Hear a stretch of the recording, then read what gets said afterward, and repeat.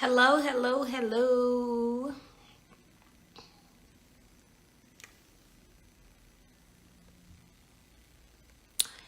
Oh, how are y'all doing today? Hello, beautiful people. You guys. Hello, Dr. Alicia. Can you hear me?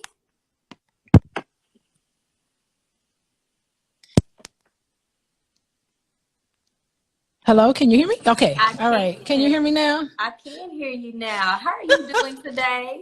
I'm pretty good. How are you? You I haven't know, seen you in a while. I know, but I've missed you. We talked like what yesterday? Yeah, but this is the first time I'm seeing your face since Oh last yes, week. yes. I've been looking pretty rough a couple days. Um, Man, I think we got something going. We got a couple people coming into this live today. Um, are you ready to start? You ready to start? well, where you want to start, Jazz? Okay. I'm gonna just cue us in. This is our first live, you guys. We're not coming here super formulated or super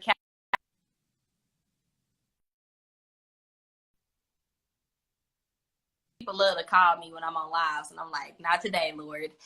But I just wanted everybody to know, like, this is our first episode. Show us lots of love. Share it to like 3 people right now that need to talk about Black love, that's going through it, that's like, man, it's ratchet out here, it's ghetto out here. And I'm just gonna open it up. So, you guys, this is Dr. Alicia Watkins.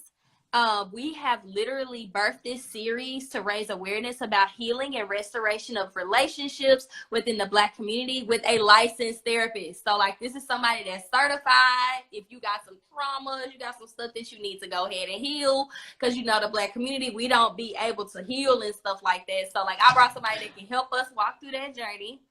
And our first episode, you guys, is gonna be called "It's Your Birthright for Black Love." And while we're gonna start, I'm just welcoming you all here. I'm gonna give Dr. Alicia's intro because she deserves, and that's just it. She Keep it deserves. short. I'm Keep gonna it keep it short. short. I'm gonna keep it short, and I'm gonna give y'all a little bit about me, and we're gonna dive right in. Okay. So here we go. Dr. Alicia is a full professor of social work. She is a founder of Coaching with Dr. Alicia LLC, providing evidence-based skills to couples who wish to get married, improve their communication skills, and foster healthy relationships. Dr. Alicia wishes to use her own life experiences related to love, marriage, community building, self-exploration, and commitment to respectful living to inspire couples to become stronger together. She helps individuals, couples, and families heal from past issues that hinder current functionings. Dr. Alicia has been a licensed therapist for 20 years. Okay? 20 I'm years. older than I look. Okay, now, baby, you look young. Don't be acting up like that. She considers her work to be her lifelong passion. And we're going to talk about how this even got started, how we're even on this live today. And it's just such a beautiful experience. But a little bit about me. I'm the plug. Really, I'm the plug. Really, I'm the plug. I help to motivate, educate, and inspire people to be all they're called to be simply by walking by faith and launching their gold. Their gold is the gifts that only the Lord delivers, aka their dreams. And a part of walking by faith, I preach on holistic lifestyle, meaning at the end of the day, you can have all the money in the world and you can build all this stuff, but you need the foundations of like mental health, love, therapy, fitness, all these things. So that's why I'm here, because I need healing myself. I'm a little bit jaded. I'm kind of over it, if you're honest. And I just want to go ahead and give the floor, like, Dr. Alicia. Dr. Man, look, Alicia, you are why did so you fun. start doing this? Well, I mean, gosh. Well, first of all, I'm a second generation therapist. My mom's a therapist. It's Good. crazy. So I grew up just all in, my parent, first of all, my mom's a therapist and my dad is a social worker. So I grew up, in the 70s, just kind of like both my parents were kind of hippies. They didn't believe in, I never got spanked. So my ACEs score is really low because ACEs, I don't care. I don't know if people know what ACEs mean. It's Adverse Childhood Experiences Scale. And so it's a scale from 0 to 10. And the more times you have these traumatic situations happen to you when you're under 18, the higher you are in terms of adverse experiences when you were younger. But having parents who are therapists and in the helping field, you know, they didn't believe in spanking. They were like hands off. Both of them had a very similar sort of way of like anti-violence movement. I mean, my parents were all in the middle of that. So they weren't typical. Like, I think I was raised in a household that wasn't very typical for the Black experience in a lot of ways. So when I started talking to some of my Black friends, they talk about how they used to get beat by switches and belts and stuff. And I was just like, oh Lord, what is this? Like, not that their experience, my experience was better than theirs. It's just that I just didn't have, you know, all of those sort of experiences. But so that was one of the reasons why I became a therapist. I just came by it naturally. And another reason, it's really interesting because I was married for almost 15 years, and I did go through a divorce, and I was able to find love again. You know, and I think like if I can do it, anybody can do it. Anybody can do it. And you know, I still, you know, my ex-husband, I have 3 children with my husband, so it's not like no baby daddy stuff going on. You know, I was married, had my 3 kids, and it just didn't pan out. And I never lost hope. I never in my mind thought that I would ever not be able to find love again. You know, because I consider myself lovable. I'm a lovable person, so I know I can find it. But I mean, Jasmine, just how you talked about how all the money in the world doesn't help. You know, you can have all the money in the world, but where are you in terms of your mental health? And I think that's so important because just as I know TD Jakes, you know, he always preaches about the abundance life. Like we're all entitled to have this abundance in terms of having a prosperous life financially, but not too many people are talking about, you know, it is just as much your birthright to have all the money in the world and have all the love in the world. And I truly believe that. And so with that, I'm just like, no, you can find love. It's there for you. It's probably right in front of you. I mean, who knew I ended up marrying a man that I've known almost 30 years. Like I'm married to Boyce Watkins, and I have known him way before he was Dr. Boyce Watkins. I knew him when he was a little graduate student trying to make it through math class.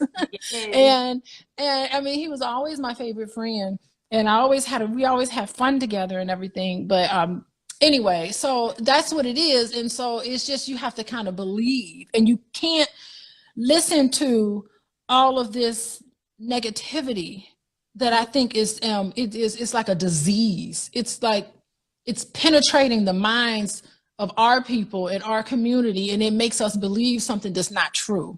So an abundance life is for you, not only materially, anything materially is an abundance for you, but also in terms of love.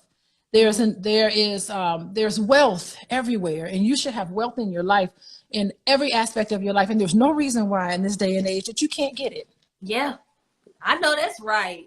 First off, you already preaching. Ooh. No. Like, something you said is, you know, you believed in love because you were lovable. And that stuck so well with me because I know I'm a lovable person, but some kind of way you can tell yourself these things like, dang, it's something wrong with me, or I done been in all these relationships, but it ain't work out. And, you know, maybe this isn't gonna, like, I'm never gonna find love. And I talk to so many women, Dr. Alicia, which is why I feel like it's so powerful us to even be collaborating, because I'm attached to the high performing women of the world that are just like, I don't know where my king is. That would be me too. I'm attached to him, but you know, we ain't figuring it out. It's just, you said that was something I'm gonna keep with me. Like, I'm a lovable person, therefore I can find love, and this is a part of like my journey, my testimony, and the things that it can happen for me. And the abundance lifestyle is applies to more than money. It becomes with relationships too. So that was so good. I got a question for you. Like, why did you started getting into therapy and you were a part of this work, but you know, you could have chose other careers. You know, how have you been able to choose this and then stick with it, especially through the pandemic and all the relationships that was going on and like everything? So like, how did you continue that industry of helping people find themselves? Yeah, I will say, gosh, I started off wanting to get my clinical license, and that was it. Like, I did all of the training. It was a lot of work to get my clinical license, and I was able to get my clinical license, but I always knew that I wanted to be able to teach, and I wanted to be able to give back, because my father was a college professor, and I loved that life. I would go visit him in the summers, and I'm like, what, 3 months out of the year and you're not doing any work, but you get paid all year round? I mean, it was just I love universities. I love campuses. I love just the whole freeness of it. Everything was so convenient. Everything you ever need is right there on the college campus. And I thought it was just like really cool. And I'm just a lover of learning. And so how awesome, like right now, next Monday, my classes start next Monday. So I'm like getting ready and reading articles and putting my syllabi together and reaching out to students and mentoring students and being able to train the next generation of therapists. Like, that is exciting. I feel like my role is just so important. I feel useful as a practitioner. And during the pandemic, it's so interesting, because never in a million years would I ever think that I have my own practice. I worked at a private practice. Someone else, conjured up their own practice, and I was just one of the therapists that worked with many different therapists. And that was all nice, but my husband was just like, you can do this on your own. I was like, there's no way. I don't think I can do this, because I'm not a salesperson. I'm not a marketing person. I have no idea. It is like amazing that I'm on Instagram Live, because this is not my sort of thing. I'm a therapist. It will. I don't know. It's not normally, it's foreign for me. But the content area, my expertise in the content area, I had all of that down, but I didn't have in a way where I can convey it. And so Boyce was just like, you know what? Do your own practice. That's only how you're going to be. Why am I paying? By the way, I was billing clients. Suppose I bill clients, $200 a session, and I was only getting 40 of it. I was like, why am I only getting a little piece? Now I can get the whole chunk of the money. I don't have to like give anybody else part of the money, because they did the marketing for me. So, anyway, so that's how during the pandemic, I just say, you know what, I'm just going to do it on my own. And I've never looked back. I've never felt sorry. I love that private practice that got me started. They'll take me back in a minute. So if anything happens, I definitely have job security. But I am really living the type of life right now that I always dreamed that I would live. Seriously. And there's nothing special about me, though. Like, I think anybody listening to me right now, they can do it too, if they're not already doing it. Yes. I mean, you talked about just making sure that the life that you live right now is the life that you want. And I talk to so many people that say, I wish I would have, I wish I should have done this. I got to this part of my life and I have so many regrets. And like for me, I just came to a point, like I'm 28 and I think I was like 26 when I decided I was like, I'm done with corporate America, but then I had to go through even more stuff to still be done with it. But I was just like, I'm not at my highest self. And I want to die empty. And what I mean by that is I want to continue to pour and to sow and to build and to unite and just to help us elevate. Like, that's it. If I'm not helping somebody, am I really useful? And if I'm not useful, what am I here for? It doesn't make sense. Oh, I love what you're saying, because not only is your birthright to have love, but it's also in that journey to get what you want. It is going to require you to grow. It's going to require you to expand. It's going to require you to unfold. Ooh. And yeah, it will. And guess what? The best way to grow, expand, and unfold is to be in a relationship with another person. Okay, well, let's go right there. It's going to push you past your limit. Look.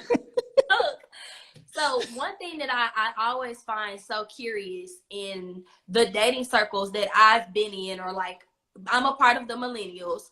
You know, they'll say if you get in a relationship, it doesn't work out, then you need to go heal. And then when you're somebody that goes and tries again and it doesn't work and it doesn't work and it doesn't work, it's something wrong with you. But then I'm like, how are you going to figure it out unless you actually put yourself out there? Like, how many times did it take for you to ride a bike in order for you to go? How many times did it take you to go through school and like, then you pass? Like, why we can't apply that same energy with dating? And why is there such a stigma around, okay, well, I didn't get it right here and I'm still trying, I just refuse to give up because I do believe it's my birthright. Why is there a stigma that women sometimes give? Heck, it could even be men that give it too, on just, I guess you're somebody that actually dates. And if it doesn't work out, you keep trying. Like, why is there such a stigma around that? Yeah, I don't get that either. I mean, there's no virtue in being alone. Ooh, To me. What she done told y'all? She said there's no virtue in being alone. There's no virtue in being alone. I mean, I don't think so. I mean, I think it's a cosmic urge. Ooh. It's a cosmic urge. The desire for love is a cosmic urge that's given to you. And you really have to believe it. I mean, to quote, there's a Bible quote I use a lot, Carl, and I'm not a biblical person, so if I mess it up, forgive me. But it's like, as you thinketh in your heart, so be it. Ooh.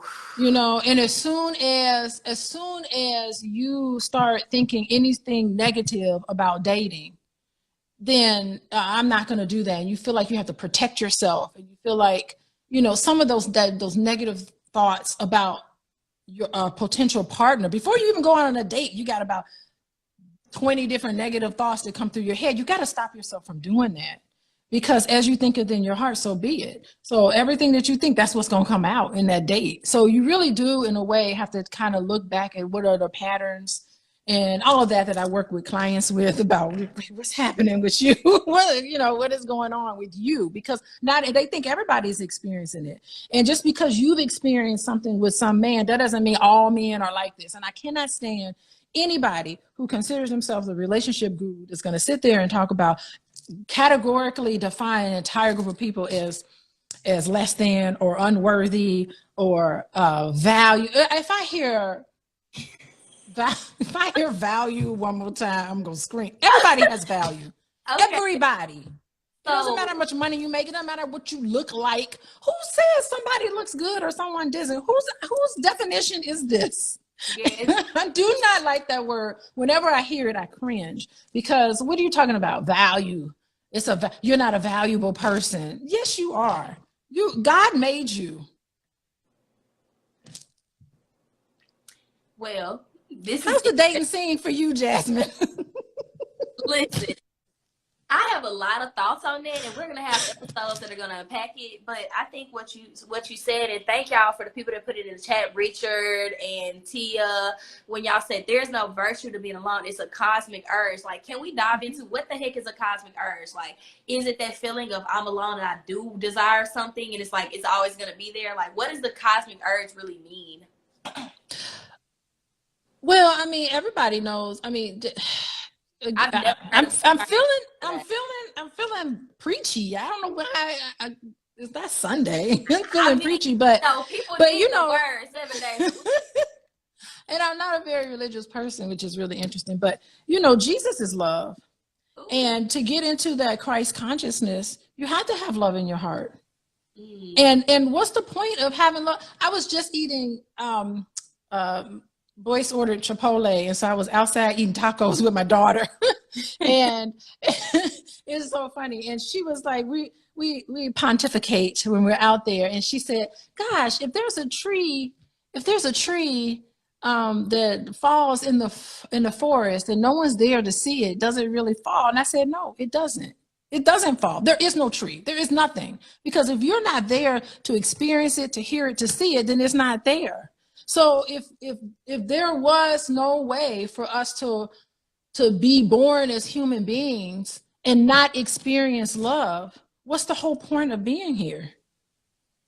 It doesn't make any sense. It coalesces, Lord, with our true purpose in life. What is the whole purpose? What is the whole purpose but to love and to be loved? Why are we here on this earth? But people, I'm gonna be honest with you. Like, you know, I'm 28. I've been married. I've been divorced. Every time I get out of a relationship, women, I be like, you know, I'm thinking about dating again. You need to just focus on yourself. You need to just heal. And I just be like, dang, like, why is it that I can't express the fact that I actually desire another human? Why can't I express the fact that I'm actually wanting that?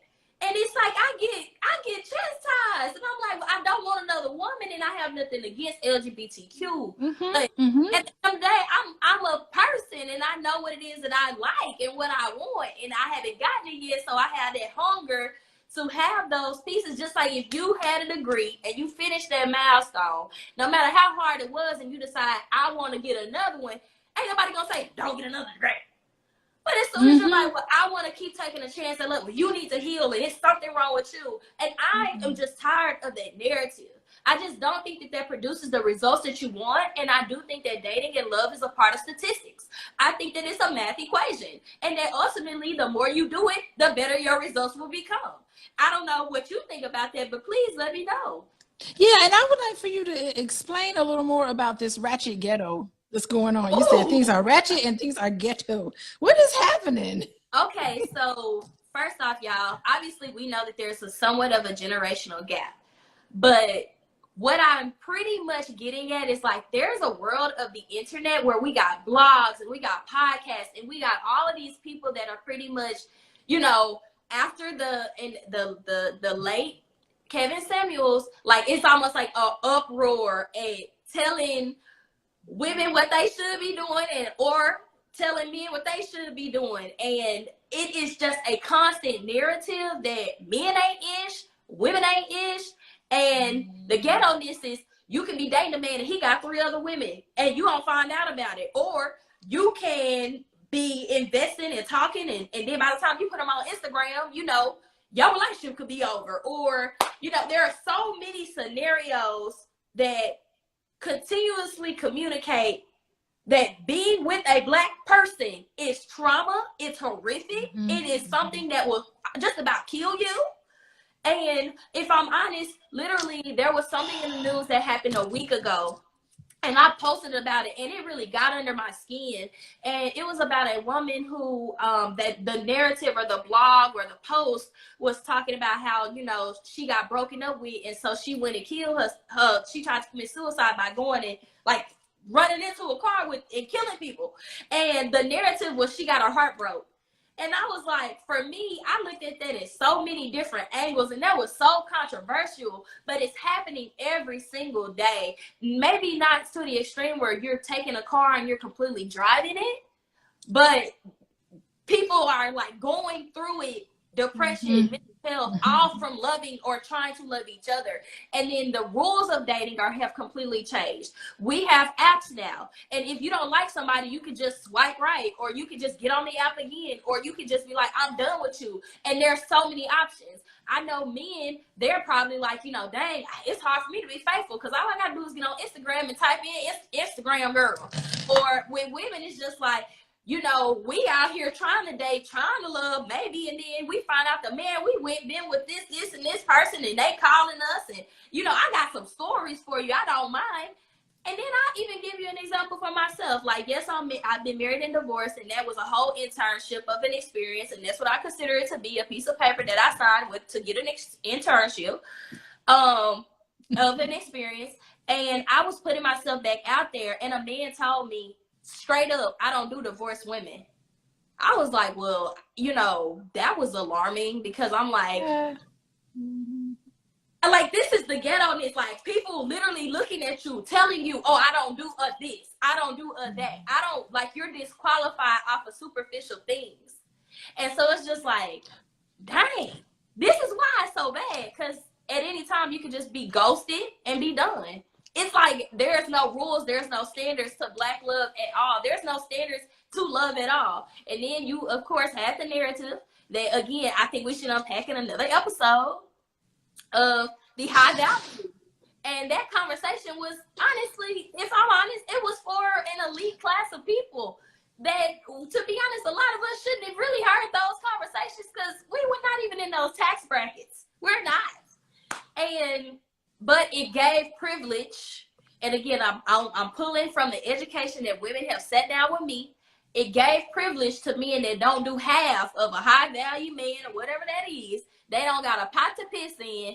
They got all these demands, and they want you to bow down to them. And at the end of the day, can't give you nothing in return. So it's ghetto all around, but it's more ghosting culture. It's superficial. Of course, you got your social media stuff. It's just like, it's no standards or no rules for it. And so everybody's just taking pieces and bits of it, and it's just turning into a hypocrisy of a whole mess. It's a mess. Okay, I was taking notes as you were talking. First thing I want to talk about is, you mentioned the ratchet ghetto-ness and the trauma of it all. And, you know, and that's the thing with trauma. If you've experienced trust violations when you're younger, it really has an impact on your psyche. It has an impact on what you deem to be healthy and not healthy. Okay. And you're given messages. Actually, you're given two messages. You're given messages on what could be healthy, but then you're given another message that this is what healthy trust looks like, but it's just not for you. And you internalize that and you think there's something wrong with you. But anyway, fast forward, when it comes to you in relationships, what that trauma does to you is that you still have that cosmic urge. However, you're afraid. It's this fear and this sense of panic that comes over somebody when they feel like, oh my God, they're getting too close. So I'm going to say something. I don't do divorced women. You know, that's fear. Only reason why you would say something like that is that you are scared to get close to somebody, because what does a divorced woman say to you? That this is a woman that ain't gonna put up with your shit. This is a woman that got fucking standards. This is a woman that's gonna call you out on your stuff. Okay? So it is a fear. It is fear that's driving people to say, I want to put my guard down and I want to trust this person, but I don't necessarily do. But you still go out there and date because you still have this cosmic urge and this desire to love. And if you find somebody where you feel like you want to be faithful to and you want to have this sort of intimacy with them, sometimes it can be crippling and they will ghost you. It has nothing to do with you. It has to do with what's going on inside them. It has to do with their own self-worth or lack thereof. It has to do with the fact that they're just looking for something, picking at something at you so they can say, she's just like every other woman, because that is what they think of in their heart. And that is what they're looking for. And they're always going to find it because they're always going to be looking for it. Fear. And fear and love cannot exist.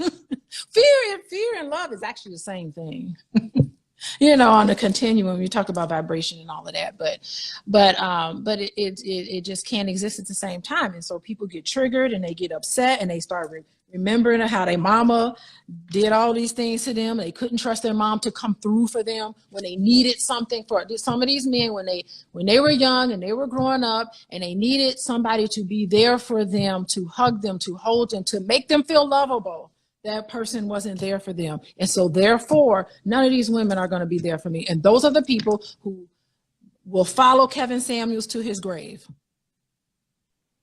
And they will go to their grave alone, lonely, with nobody, depressed, anxious, sad, and they'll never have no woman at all. I said it. Y'all, I stand by it. My edges are going. I don't know if y'all can y'all send me some edge control and some growth oil, because they're going. You said a couple of things, and I wanted to ask you, like, why are men so afraid to be held accountable? Like, what has been in the Kool-Aid of this lack of accountability? Yeah, so in order to be, and that's what it comes from, shame. So there's some people who can't be accountable for anything because they feel like if there's something wrong with what I did, then there's something wrong with me. And they can't separate behavior from who you are as a person. So I'm with my other daughter, and she's in trouble. She gets in trouble, and I have to take her phone. And so I let her know. I said, you know what? This isn't you.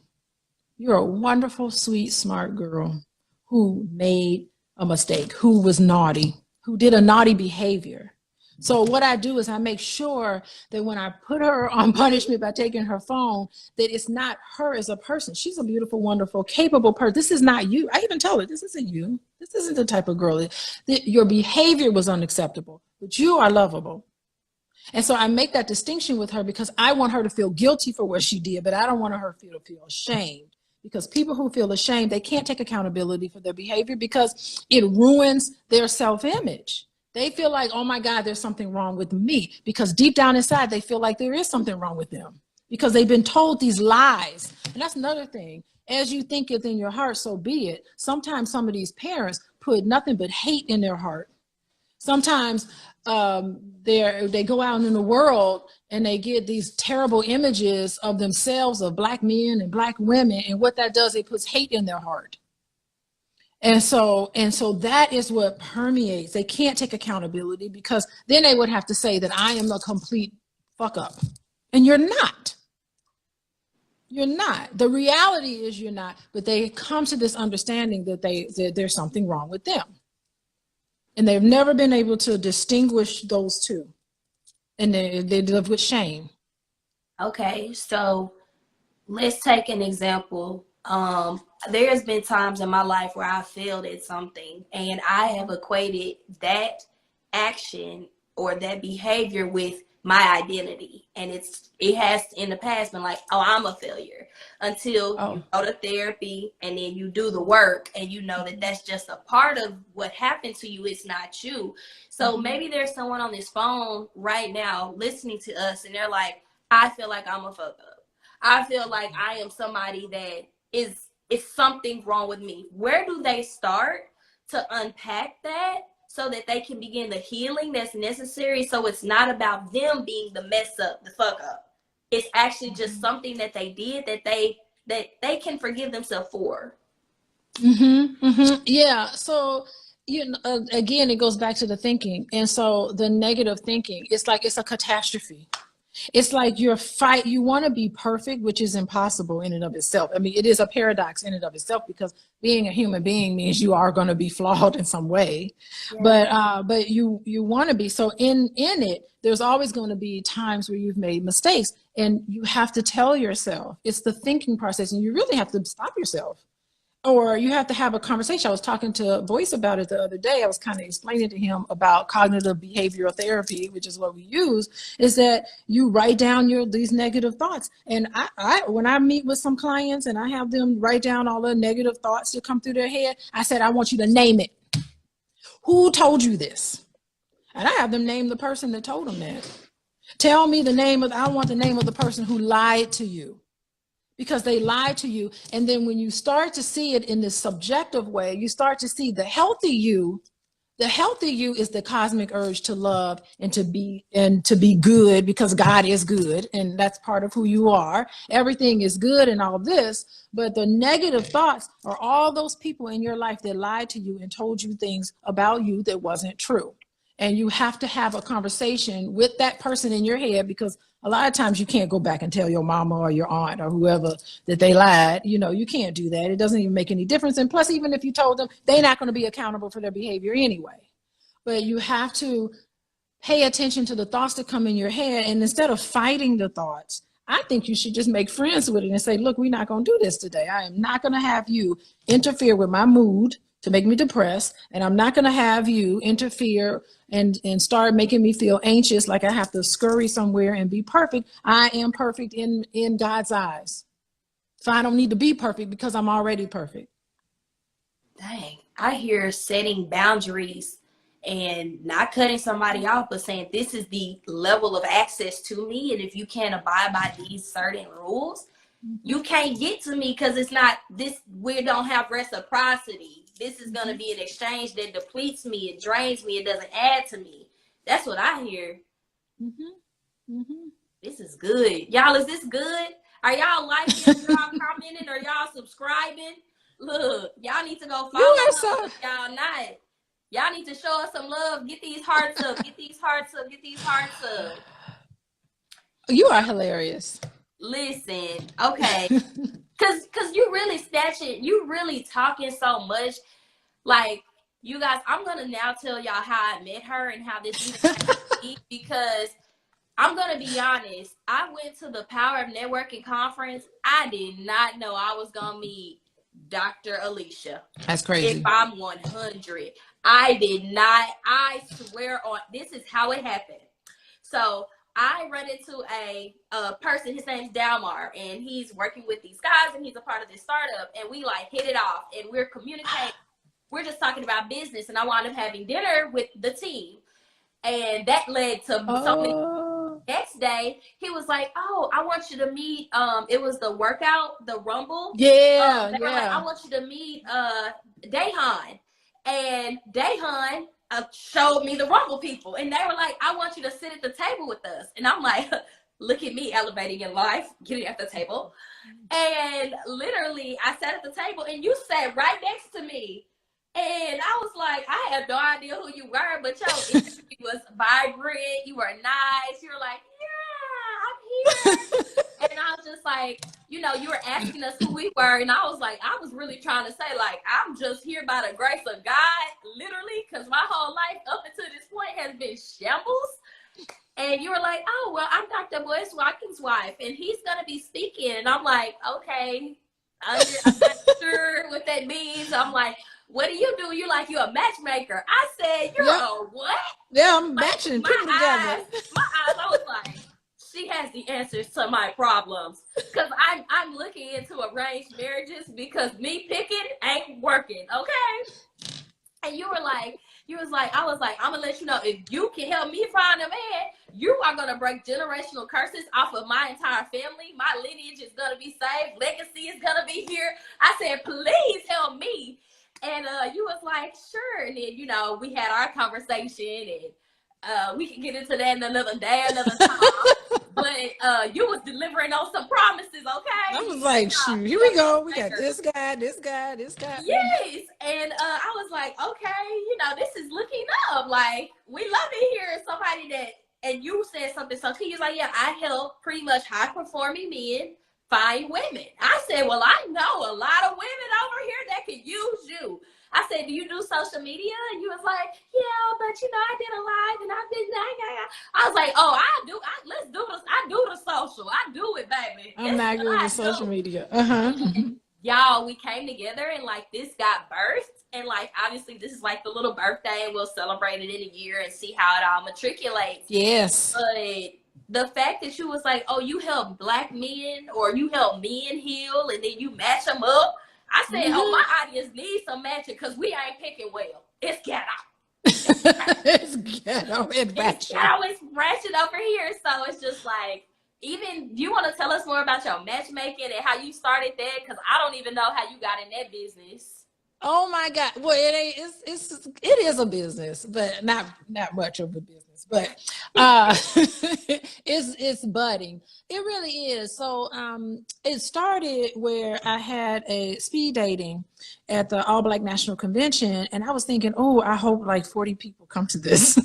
So I had enough. We had enough for about 40 people. I said, oh, maybe 20 men, 20 women. We'll just, you know, take them from there. And so, so we added that on to the convention just as a afterthought, really.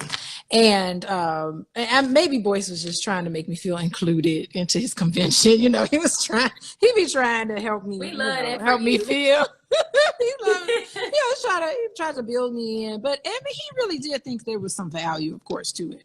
Because you know him doesn't mean he gonna help you unless he really believes in you. But anyway, so he was like, sure, let's do this. So we got one room, and by the time maybe like an hour or so before we did the speed dating, there was like almost 100 people that signed up. And I was hoping there would be 40 people. So we had a spillover room, we had 2 rooms, and then we also had people all in the little lobby area. And there was a lot of people hooked up. There was actually 2 people who were on their way down to speed dating that met on their way down to speed dating.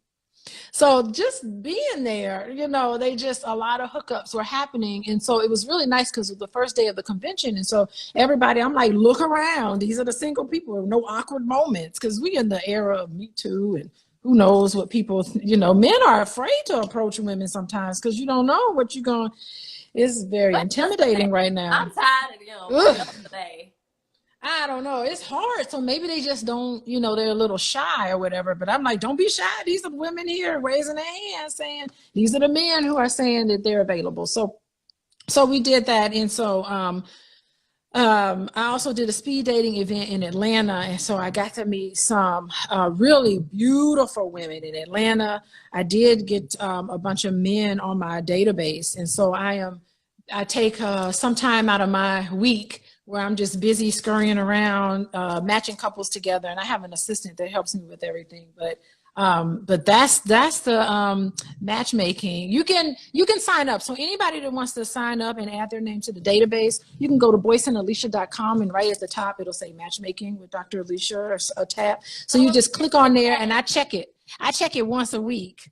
So and I download them and I reach out to people. Boyceandalicia.com. Boyceandalicia.com. There's a lot of free stuff. If you go on there, you get some free videos that we've done. I think Boyce put his love and money book. He has a book on lovemaking, financial lovemaking. I think you can get that for free there. And I got some stuff that I put up there for free. And so you join our mailing list and you get all that. You know how that is. So yeah. So my thing is, so I learned you was a matchmaker, and I was like, yes. God, where are more of you at? Like, we need an industry full of matchmakers, because I know I done it a couple times where I've like, I think you would be great with that person, or I think you'd be great with that person. And like, obviously I never wanted love to be a part of my brand for a multitude of reasons, because I just couldn't get it right. No matter how hard, like, I tried. It's hard. It's one of the hardest things that you'll ever embark on, you know? Mm-hmm. And it's harder than building a brand or a sustainable business. Like, it's like conjoining your life with another human being that you just met and you like them, and then you like, all the stuff. And it's just like, to be honest, we need what I think our parents, if they had healthy love, could provide, which is somebody to walk with you in your dating process, to help you when you do get arguments, when you do figure out like, well, you do it this way and I do it this way. How can we come up with a compromise? Or like, even if there are like opportunities of like, these are the list of questions to ask. So you save so much time up front, you know.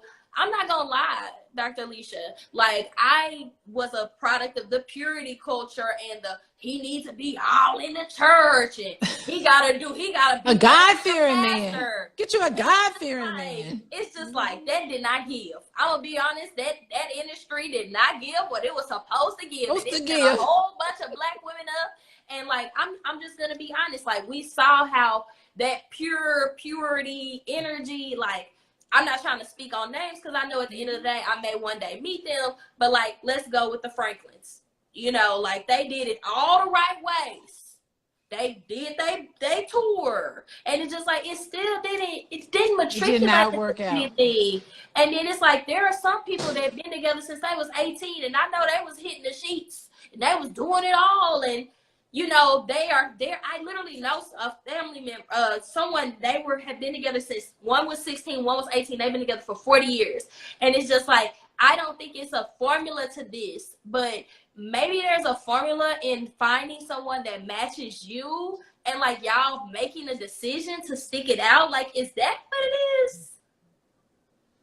Oh my gosh. Yeah, I mean, at the end of the day, you talked about compromise. Compromise is so important. You talked about being flexible. That is so important. You see Boyce over here. What you doing? Hey. Take a picture. Why are you over here? Hello. Being silly. Hey, Dr. Boyce. How'd you do? Hey, Jess. How are you doing? I'm doing good. I'm gonna walk away.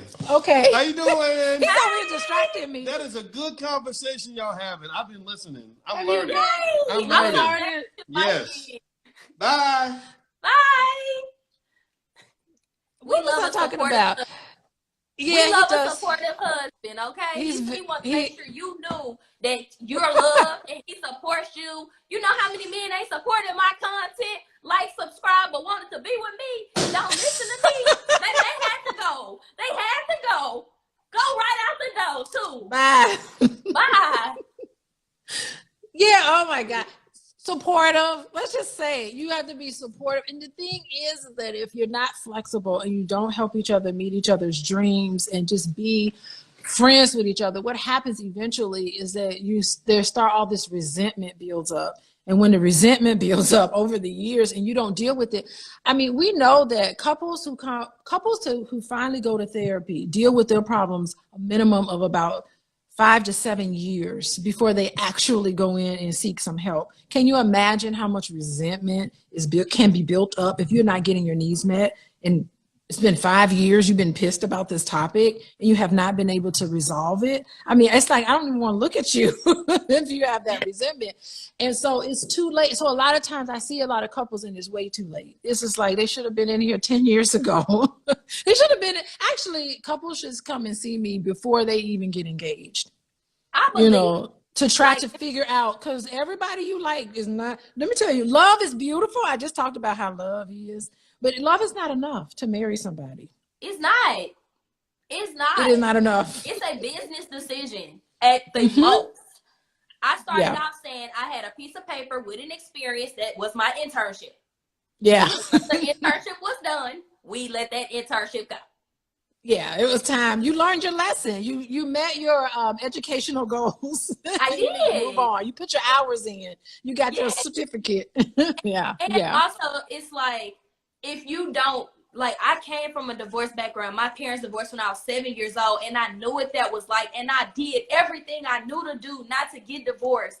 I read the books. I took courses. Like, I went to the extreme. And I saved myself. Like, I've been writing it on Facebook so I can kind of like just continue to like share my journey. But like, I thought I did all the right ways. And then I even did it to such a soul level to where I didn't have a white dress. I didn't have a big wedding. I shouldn't have married nobody in 7 weeks and did it in 24 hours in Las Vegas either. So that's something on that. And we can unpack that energy at any time that you would like to.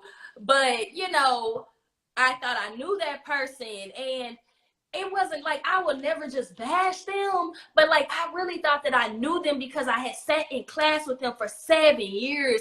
And it was just like, I finally thought like, oh, wow, maybe God has sent him and I walk by faith. And like, I'm at this such, like, I'm a risk taker, and that gets me in trouble, but it also gets me really far.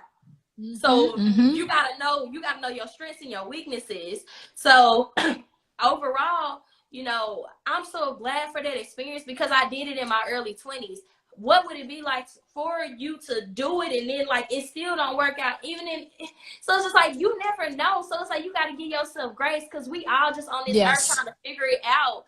And I love what you said, like, come to therapy even before you get engaged. Once you get engaged, that's really it. It's too late. You're waiting for a date that is honestly a superficial date because it's just like any other thing, another milestone that's come with more events. It's just like by the time you say you do, it's done. Yeah, it really is done. And it's so hard. It's hard to go back on it once you start. Can you imagine you set a date and you tell everybody about the date and then you buy your dress and you spend all this money on your dress? Weddings are what, $50,000 now for a nice big wedding? And you can't even spend a couple $1,000s on the figuring out how you want your marriage to go. You spend all this money on one day. People spend money on one day, and they do not want to spend any more money coming to see me so that they can plan for how they want their marriage to operate. Yeah. They don't know what they want to do. So, I mean, I can't even imagine just doing that. And then you have to disappoint everybody if it doesn't work out. You have to, I mean, if you call off a wedding, can you imagine calling a wedding off? You know, it's just, you have to disappoint everybody. You're losing all this money. Everybody's like, but then that, honestly, crazy. It stops becoming about you two and it becomes everybody else. But everybody else, once the day is over, they're literally not going to be there to help you sustain the thing that you kept going because of them. So it was always about them versus it being about y'all. So it's just like, I kind of told myself, yes, I have a nice little experience. But to be honest, like, I'm on that Grey's Anatomy type energy. Piece of paper, stick it on the wall. I'm gonna do this with you. You gonna do it with me. If we can't do it, we gonna take the piece of paper down. And that's like, I fell in love with that philosophy ever since I watched the full Grey's Anatomy, because I was like, that's what it is. That is funny. I'm dead serious. I'm like, if I be with somebody, it's a piece of paper, we can get a napkin. Do you know that Twitter was started because Jack Dorsey was like, I wrote my ideal on a piece of paper? If a whole company can be started on a piece of paper, my darn marriage can too. Interesting. I love it. I love it. That is so funny. And then I think, I don't know, as you were talking, I was talking about how costly it is. You know, I'm thinking about how expensive it is. I'm thinking about how expensive it is to get a divorce. It's even more expensive. And then what's crazy, and we can kind of unpack that. When I was trying to get my divorce, he didn't want to sign the paper. He wanted and he didn't want to sign it. I was chasing him to leave me. I said, please, I'm in bondage. I said, let me go. You don't want me. You don't want to be with me. Why won't you freaking I filed the divorce. I had to sit through the hard work of filling the paperwork out. You left my tail and then didn't want to leave and then didn't want to leave. It was so confusing. And I think it's a man's thing. Like, you know, they don't really want to do that. They don't want to do that. They don't want men for the most part, they won't ask for a divorce. Men don't ever want to get divorced. Oh, they don't want to. But you know what? What's funny is that sometimes they get to the point where they don't want to work on anything, but they definitely don't want to leave you. Usually, it's the woman. Mm-hmm. Let me tell you, Dr. Alicia, we'll unpack my life, but I'm gonna be honest. I can't understand it for the life of me. Somebody asked me to marry them in 7 weeks, and I literally was like, am I on a game show? Like, is this a TV show? Like, I was looking around because I was in Las Vegas, and he's from Las Vegas. Like, what are the odds? And I'm just like, oh, I'm on a TV show. Like, this is my time. Like, act, Jasmine, act. And I'm like, oh, no, he's serious. He real serious. He went and got a ring. And I'm like, oh, my freaking God. And at this time, y'all, I had never seen anybody turn down a proposal. I had not seen anybody even turn down a ring in my age. Women out here fighting to get them. I just got handed one, and I was like, what am I to do? So it's like, I kind of got put on the spot, and I had no idea it was even coming. But then the kicker, he was like, oh, yeah, we got to finish this in 24 hours. Like, I want to marry you tomorrow. And I don't want to plan a wedding with my I don't want to plan a wedding with my fiance. I want to plan a wedding with my wife. And here I am, Google-eyed. Ooh, I never heard of that before. You got so swept up. Oh, you know, as you were talking, okay, sometimes even if I know people who've gotten married after knowing each other for 4 months and it worked. You know what I mean? So sometimes you try to reduce error, but in some sense, there's an X factor in there too. So you are taking a leap of faith in a lot of ways. And if it doesn't work out, I really think that you should have compassion for yourself. Yeah. You should be able to forgive yourself. And when you talked about these regrets that you have, I mean, if you ever want to like sit back and think about your regrets, you know, also think about how you were feeling in the moment when you made those decisions that you shouldn't have made. You also need to think about what was it that drove you to do this? You know, what was it? What were you feeling? What were you thinking? What were you hoping? And out of it all, you could even make a list of lessons learned. And there's a lot of different things you can do, not only lessons learned, but also ways to, make amends. There's a way where you can make amends. And I think for you, Jazz, is doing stuff like this. This is your way of making amends.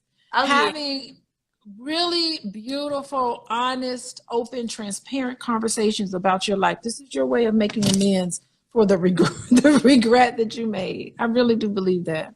And also too, Dr. Boyce, I've been in therapy like since last October, consistently every single week. Like I've been doing the work. I also didn't date until my divorce was final, whatever that was. That I made sure I chilled. You know, I got into another relationship. It didn't work out. And when I noticed that this wasn't the person, I didn't penalize myself for it. I tried my best to say, hey, we're not good. Like, this isn't the best relationship for me. Like, this isn't what I need at this time.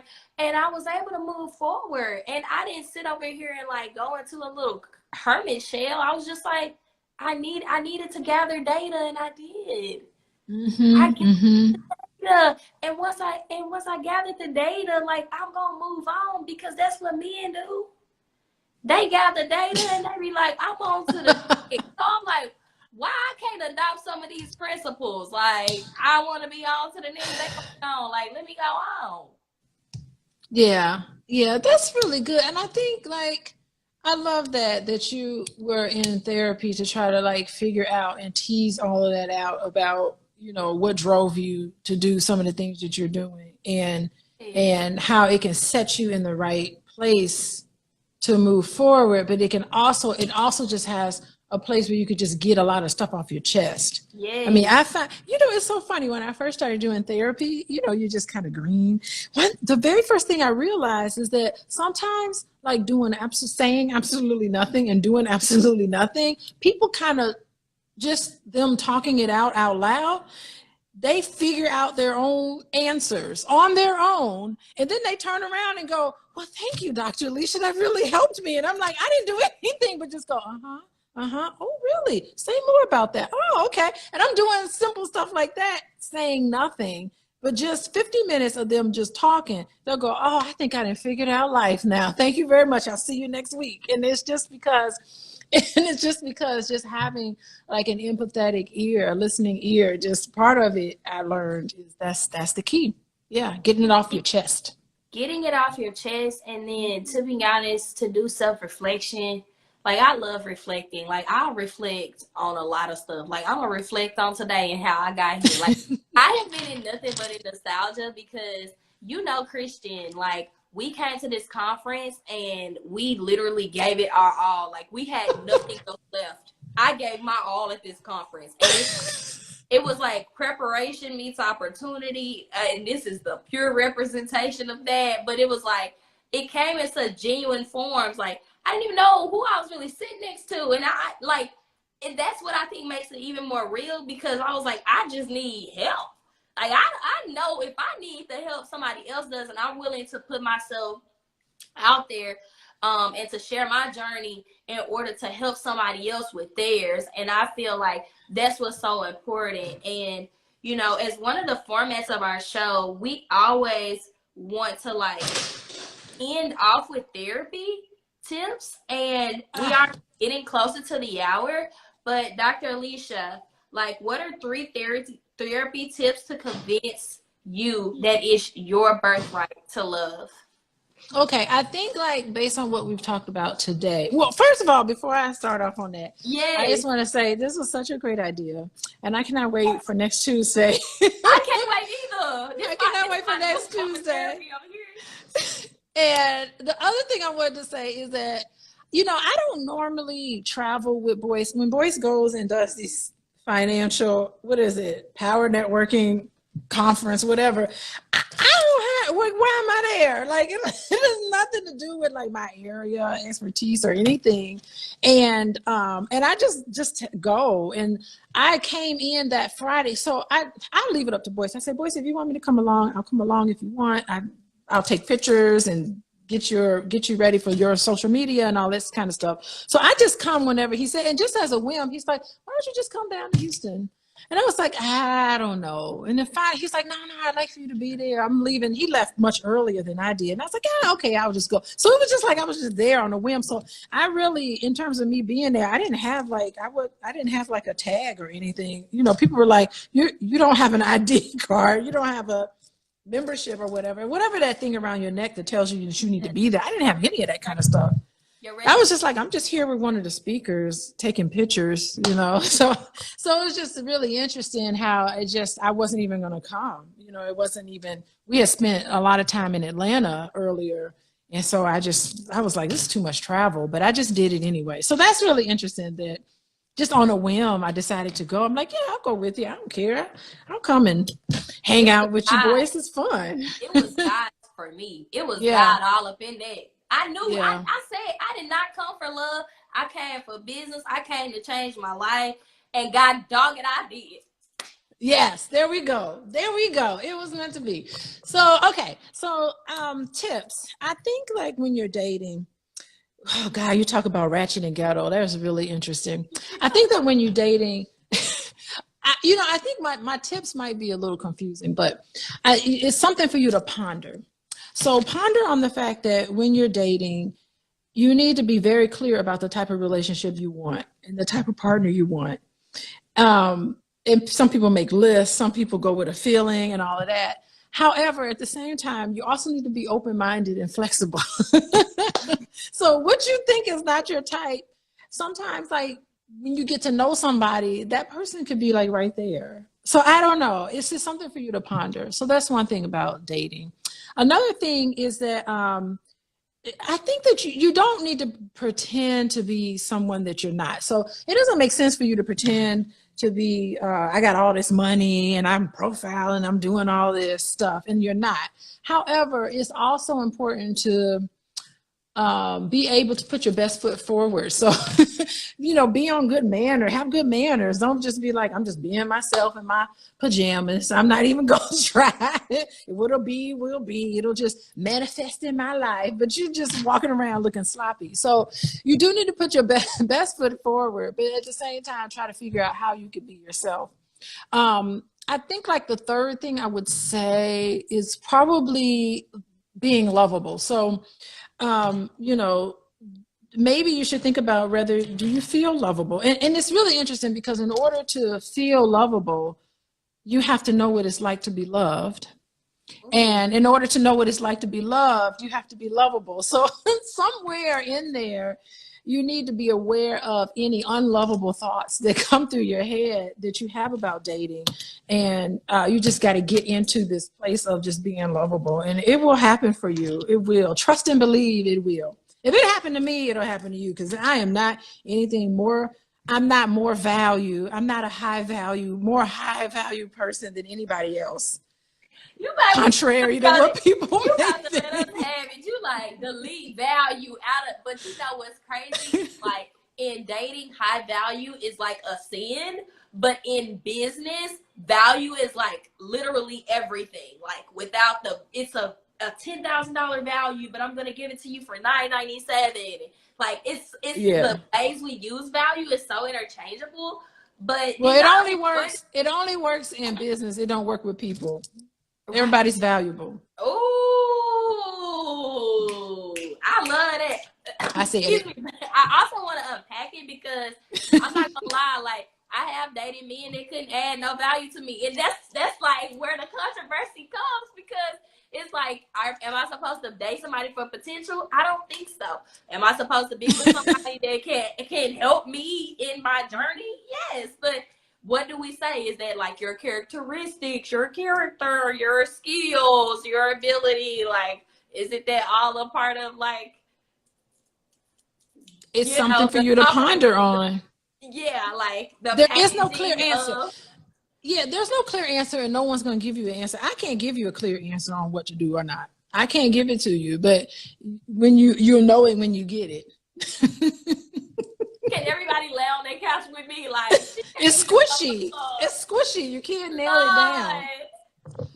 Okay. Well, does anyone in the audience have questions? We would love to like answer some, or Dr. Alicia, because listen, I'm here to get my healing. Okay, I'm here to have a conversation. Look at all the people. Wait, let's welcome some of the people. Sure, let's do it.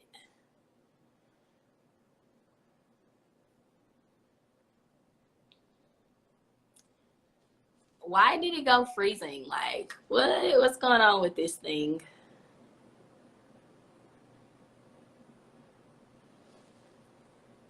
Are y'all here? Dr. Alicia's thing, I think we're getting the Wi-Fi together. Are y'all still here with me? Can you put some hearts if we're still alive on the Okay, so she's going to come back. She probably has some service issues. Yes, here she comes. Doc froze. View request. Come on. Accept. Okay. Let's get her back up here. Let's get our educator back up here. This was one of, yay, I'm so happy. You know what happened? I was trying to like see who's in here. Dr. Sylvie, Doc froze. Oh, I froze. Okay. I was trying to like read through everything and then I just like shut it off. I see, this is why I need you, Jasmine. Hey, okay. I'm here to help.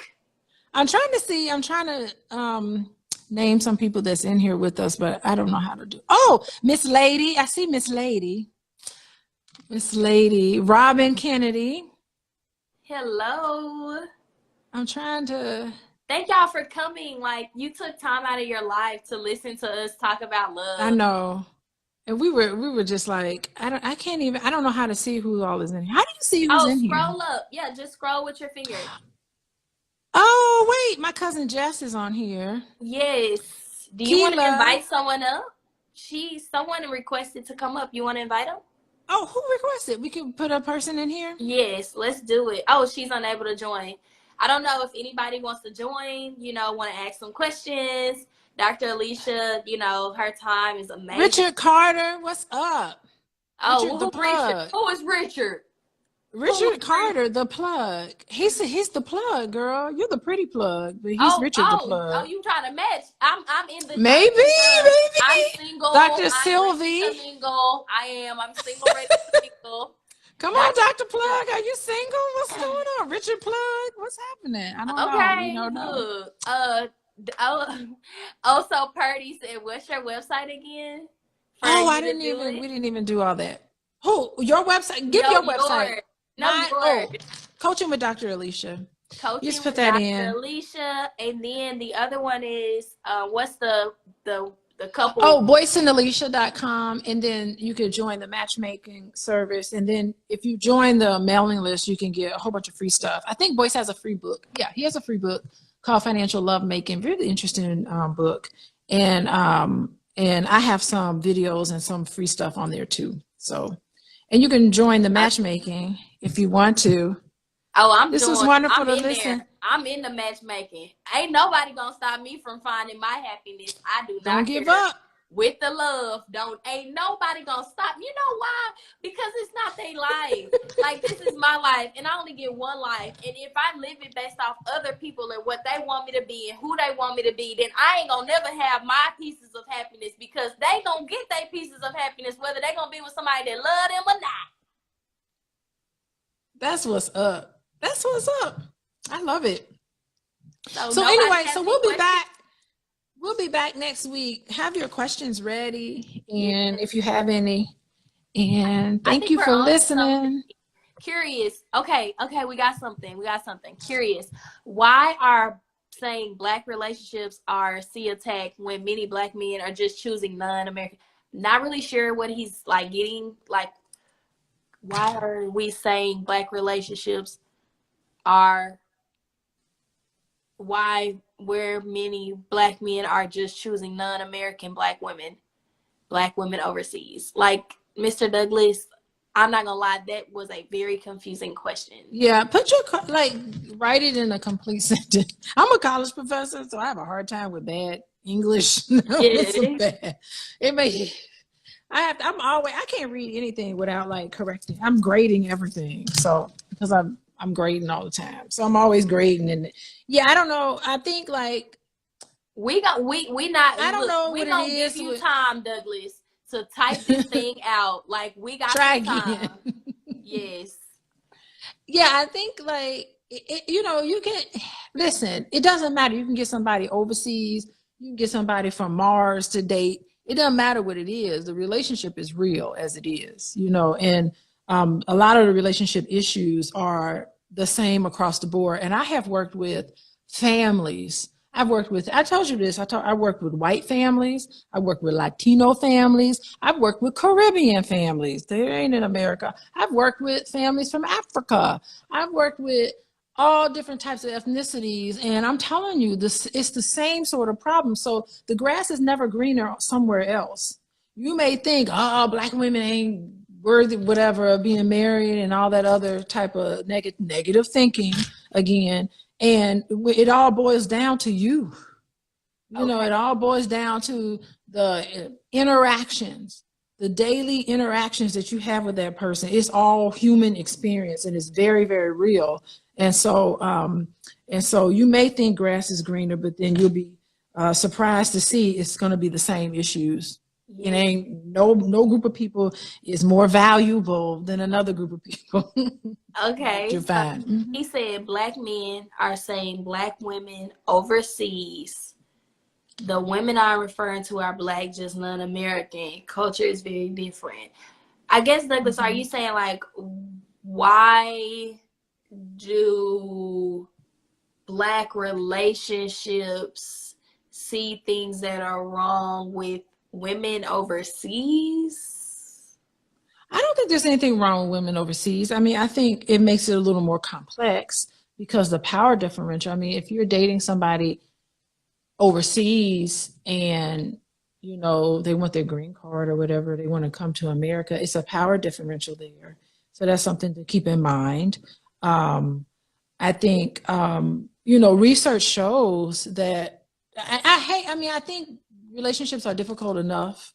It can be kind of challenging enough already, but when you have two different cultures coming together, it's just a little extra effort. Now, I'm not saying that it's impossible, but it's a little extra effort that it takes for you to really understand each other and really understand where each other's coming from, because there's a lot of conflict there in a lot of those relationships. What's normal for you and for your family is going to be different from somebody else from another culture, and it's a lot more negotiating, a lot more conversation, a lot more discussion that has to take place when it's somebody with a whole different background than yours. And it's not impossible, but it is an extra layer of challenge.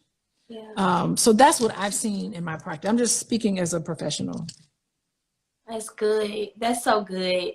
Y'all, I'm just this conversation and us be on this phone, like, it makes all my pain with men worth it.